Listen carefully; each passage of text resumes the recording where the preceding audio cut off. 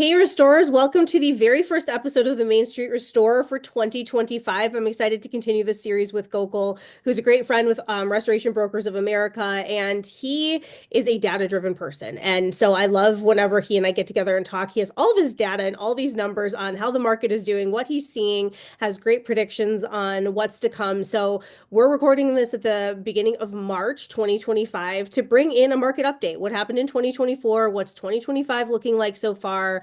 2024 was an interesting year. That is, I think, just how the industry has branded it. It was an interesting year. So, what are we going to see from here? Things did slow down, but I don't think it's going to stay that way. So, curious to bring Gokul in and hear what he has to say. So, Gokul, welcome back. I'm excited to have you back for another season. Go ahead Thanks and for having introduce me. yourself for people who don't know you. Yeah, we founded Restoration Brokers America, no, almost 20 years ago now, and we've been helping restoration business owners, prepare and exit their companies when the time is right. So, talk about kind of So we the got into it way before it became fashionable. Yes. So talk about kind of the waves that you've seen. I'm guessing, every industry and even like the stock market, everything goes in waves. The climate goes in waves. So what kind of ebbs and flows have you seen in the market over 20 years? Like what kind of trends can you just say, this is how it's trended in 20 years. This is what's going to happen. Yeah, so it's really interesting. So trends are great. They're temporary, right? So they Yep. happen for 6 months or a year and then they go away. And I think as an industry, it's great when we all meet together to talk about trends. Obviously M&A is picking up quite a lot. Over the last 20 years, it's picked up quite a lot. New buyers are coming in. They're changing the industry quite a lot, bringing in skills from other industries into our industry. And then you got operators that are rolling up and trying to get scale. So those are big macro trends that are happening. And I think it'll continue to happen for a while. Okay.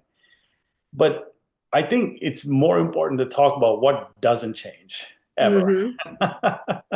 Right? I think like as much as we talk about what changes, I think it's more important for folks that are listening to figure out what never changes. And here's the thing, over the 20 years that I've done this, that never changes. If you have a healthy company and if you want to exit, there's a buyer that's willing to pay a market value for it. The challenge is most companies are not healthy enough for an exit. So that never changes. Okay. So I think as much as all these forces come in and out of our industry, and it's going to continue to do it, I think if I'm an owner of the company and I'm a small business owner myself, I prefer to think about things that never change. And I prefer to build my business around those principles. Great customer service, great financials, a solid team, these kinds of things, right? Market share, customer centric built companies and processes. Nothing changes. In 2008, we were selling companies that were healthy Hmm. and banks were financing it when the whole market was going crazy and Yeah. everybody thought, markets were down 50 some percent during 2008 and 9. You know what? If companies were healthy, we still financed it during that time. We still sold them, so those are the things that never change. And as boring as it is, I keep talking about to people all the time about forget about all the changes. Let's talk about things that never change and build your company on that. Okay, so super quickly on that note, you mentioned healthy companies often. So what's your quick definition of what a healthy company is? Oh, I know. there's a lot of things that make a company healthy, but here's the top three from a buyer standpoint. Okay. Is the company steady or declining? Declining companies, it's very difficult. They're unmarketable. Yep. Okay. Revenue wise. All right. How's the team? Okay. How's the team and how's their reputation? Those, if I'm going to pick three out of the 10 that I look at all the time, those would be the three that I would pick. Okay. Okay. All right. I like it. Okay. So let's jump into kind of a market update. So give us a glimpse at what 2024 looked like before we jump into what's coming. Yeah, so we'll talk about a couple of things, right? So 2024, let's talk about multiples first, right? So multiples in 2024, when we saw across the board, were quite resilient and quite consistent. Hmm. Okay, so they were They were pretty good coming into the year in 2024, and they stayed constant. So if somebody was paying a 4 multiple for a business in 23, they did it in 24. There were really not a lot of changes, which surprised me. We thought that Yeah. multiples will go down a little bit because activity was going down a little bit. The number of deals that got done was lower in 2024 than 2023 in our industry. Yeah. But valuations are surprisingly very resilient. So it's a big team. Okay. The second theme, I think, in the second half of the year, and this happens every 4 years during election years, M&A activity slows down a little bit. Okay, and I think a lot of people felt it. It doesn't mean that it's going away. It just means that it got postponed into 2025 at some point. Hmm. Right? Yep. Second big theme. The third theme that I want to talk about is the new people that are coming into our industry. Hmm. Okay, it started in 23 a little bit. It started getting a lot of momentum in 24, and it's already increasing. We're almost at the end of Q1, in 25, and that is increasing. So you're getting a lot of private equity groups and family offices and investment firms that are coming in from roofing. They're coming in from plumbing, HVAC. They're coming in from the mechanicals. They're coming in from home services. Okay, and they've built huge platforms, and they're coming in with very different mindset. Okay, so that's going to be interesting to see how, when they do acquisitions and when they start building these platforms, how they're going to contribute to our industry and change it, hopefully for the better. So, three major themes going on in So, 2024. so is their plan, if is their plan to expand their service offerings kind of horizontally so they have all these offerings within the home services space? So like they might already have plumbing and like an electrician service, all of that, and now they're going to add restoration so that they have home services across the full board. Correct. So there's a lot of cross integration going on between platforms. And so that is probably one of the big theses getting into restoration. Yes. So Interesting. if you own, I don't know, 1,000 plumbing companies around the country on a platform, it's easy to Hmm. get into restoration for water damage, right? So that we're seeing a lot of that coming in. These are fresh ideas. This is what's kind of starting to move our industry and getting it integrated with all other things, services that happen around buildings, really, and houses. Interesting. Yeah, that Yeah, almost seems like a no-brainer. If you own 1,000 plumbing franchises, there's a lot to be had here, which we are yes, seeing some of that already with, the Roto-Rooters and companies like that. That's correct, exactly what they're doing, moving into correct. restoration. So, okay, so talk a little bit more about what you're seeing at the start of 2025. 2024 was a little slow. We were talking about offline. You had mentioned that the second half of the year does tend to slow down. There were some factors as well that I'll let you touch on that kind of make people a little more skittish that are gone now. So, what's your take for 2025? I think 2025, I think we're going to get back to normal. Okay. Okay. I think the election uncertainty is over. There's some themes here, right? I think uh, I'm not making a political statement. It happens every election year. Yep. Things just slow down a little bit because of uncertainty. Yep. Okay. And now, once it's over, I think people are going to digest that information. They're going to, and then just kind of move on running their company. So I think that's going to happen, which is going to improve activity in the marketplace. I think private equity is going to kind of start to release funds. They're going to get more active.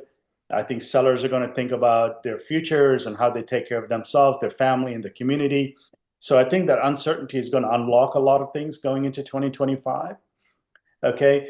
Um, as far as financing goes, even though interest rates have ticked up a little bit and they haven't come down as much as we thought they would come down at the beginning of 2024, there's still plenty of liquidity in the market. And what do I mean by that? What I mean is the private equity people are all funded. They got the money, they got the lines of credit to purchase companies. And then even at the Main Street level, the SBA and the banks are lending to individual buyers. So there's really no um, um, slowdown in any of that, right? So that theme is going to continue as we go forward, right? And then I think the third one is going to accelerate. I think there's going to be more home service, private equity companies, and entrepreneurs that are going to get into restoration. And how they're going to change our industry and how they're going to contribute is wait to be seen. But they're going to be bringing in fresh ideas and new ways of doing things coming from the home service business. So three major themes, I think, going into this year. What are you hearing from the companies that already have PE backing, have already had some PE investment? I know, again, 2024 was a little tight, and now we're into a new year and there's calls coming and all of those things. So, what are you hearing from companies that do already have some PE backing? Ooh, So, I know it's a I think loaded they're ready question. to You can, expand. I think they're ready to go. Like I yeah, said, when the uncertainty is over, I think they're ready to go, yeah, right? But I think there's also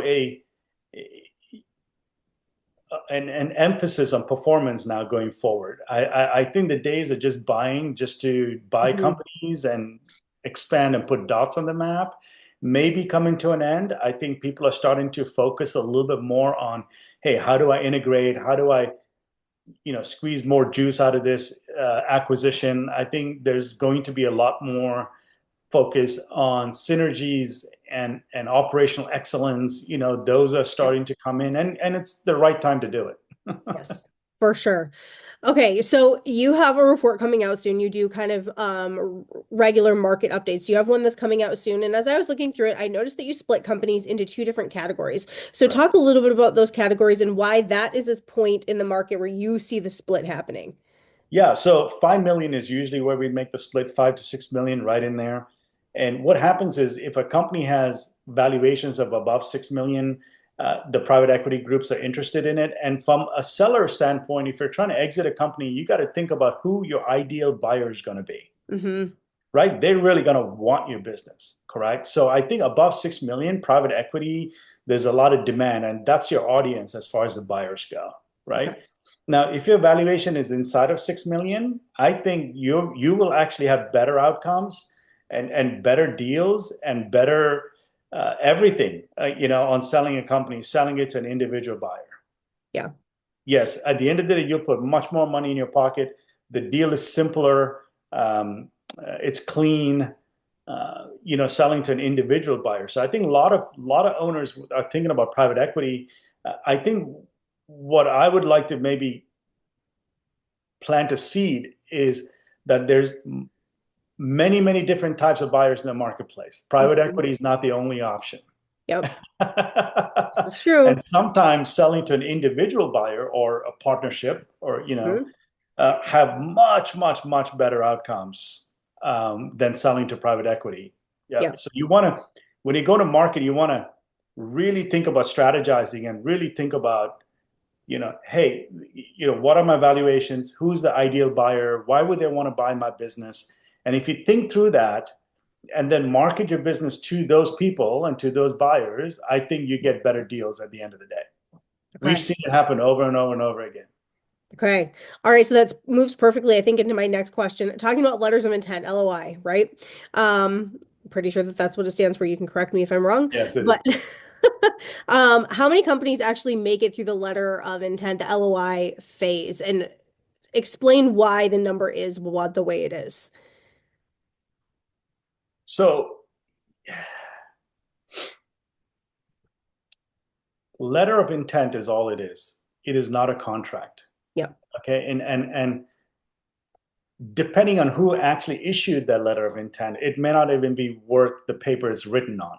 Mm, So I think a lot of sellers, when they're talking to buyers individually one on one, they think that the LOI is an offer, and it's really not. It's just a letter that just says, hey, we would like to look at your business, and we need 90 days of exclusivity uh, to dive into the business a little bit more. And then what happens after 90 days, they'll issue a purchase agreement, right? So if your business is not ready or you accept an LOI from a buyer that maybe doesn't have a history of closing companies, okay, uh, you are at a terrible disadvantage, right? So not all LOIs actually go to close. Almost half, 48% of LOIs do not close. And mm, it is like a root canal for a seller if it doesn't close, because for 90 days you're answering questions. Because as a buyer, it's easy. You're the one asking all the yeah. questions. You're in As a control. seller, it's difficult because you're the one that has to prove everything. Yeah. So it's like a 90-day root canal you're going through. And And then at the end of 90 days, you could walk or not walk, right? So the sellers could say, hey, it's not for me. So that's what happens almost half the time. So it's really important that when you're going to market and you're accepting an LOI, you really understand the past performance of a buyer, Hmm. almost like a credit score. Okay. Um, uh, we literally have within RBA, for example, lists, different lists of buyers that perform and people that are most reputable Hmm. and maybe some that we haven't done business with and we don't know their reputation, so you have to be really careful as to who you're getting on the dance floor with, so to speak, when you're starting to get these negotiations, because you got a 50% chance that it's not going to happen. Yeah. Yeah. Okay. Yeah. That makes good sense. Okay. So before we wrap it up, also talk about so people can go and see the report, but and get more data, but the importance of an exit strategy, the difference that an owner can walk away with like in comparison to how many people have an exit strategy versus if you're just kind of winging it and hoping for the best. Yeah, so it's interesting, right? I mean, this is the time, like as entrepreneurs, we spend so much time building our business, Yeah. right? 20 years sometimes, 30 years sometimes, correct? And I think the pinnacle of all of entrepreneur careers is, we want to take advantage of years of hard work and missing out on family vacations and family time. And there's a lot of sacrifices that go with it. And, you know, the best way for you to take advantage of that and to maximize your decades of hard work is to plan. Hmm. Okay. Because if you survey, which we did a couple of years ago, we found that almost 80 to 90% of net worth of an entrepreneur is tied up in their business. Yeah. Okay. So majority of it is tied up in their business. I think it makes just common sense, really, is to make sure that that 80% can be liquid when the time is right. Yep. Correct? And Yep. but 80% of your net worth is tied up in your business, but less than 1% actually plan on how to exit and maximize your exit. Mm. Huge discrepancy. Yes. Ones that do have incredible outcomes. That makes good Right? sense. Yep. So what I would encourage every business owner to do is once a year when you're going to go get your health checkup for your Mm. personal stuff, you get your blood tests and all that you do, go get a valuation or an appraisal of your company. And at least you know where you are every year. Whether you're even if you're selling it 30 years from today, go get one every single year. And what that keeps your eye on the ball. It's a Mm. it's a simple trick. It's a behavioral pattern. It's not like you want to sell your company. There's a lot of certified appraisers in the country. You know, just get one. And that way you know what your value is. Okay. So if your business is worth 5 million this year and then next year it's worth 3.5 million, you're going in the wrong direction and it can affect your strategy and how you build your business, Yep. right? But if it's going from 4 million to 5 million to 6 million, if the valuation keeps going up, you're on the right track. It gives you so much peace of mind. Yes. That's what it gives you at the end of the day. Okay. Perfect. Okay. Well, for people who are interested, you can find out more at rbacells.com. And you can also find a lot of Gokul's information kind of all over the CNR website as well and in our e-newsletters and all the places. So, okay, Gokul, anything else that you want to add before we wrap it up? No, I think 2025 is going to be positive. I think there's, like I said, a lot of new buyers getting into the market. Liquidity is healthy. So I think we're going to have, uh, I think the number of deals that gets done in our industry, what we're forecasting would be more than what happened in 2024. So looking forward to it. Okay. It's going to be an interesting year. Well, thank you, Uh, Gokul, so much. all right. Thanks, Michelle.